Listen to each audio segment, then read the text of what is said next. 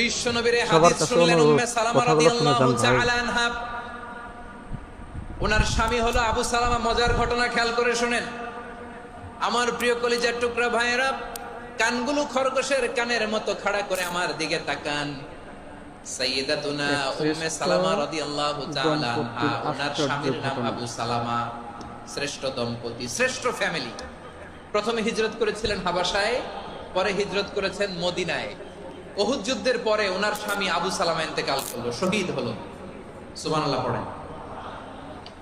যখন আবু সালামা ইন্তেকাল করলো, উম্মে সালামা রাদিয়াল্লাহু তাআলা আনহা কেঁদে কেঁদে হয়রান। আর নবীর শিখানো বাণী অনুযায়ী তিনি বারবার পড়ছিলেন ইন্না লিল্লাহ। কি পড়ছিলেন? মুই কই যামু, কি হরমু, এগুলো বলে নাই। কি বলছে? ইন্না লিল্লাহ। যেহেতু বিশ্বনবী বলেছেন কেউ যদি বিপদের প্রথম ধাক্কায় পড়ে ইন্না লিল্লাহি ওয়া ইন্না ইলাইহি রাজিউন,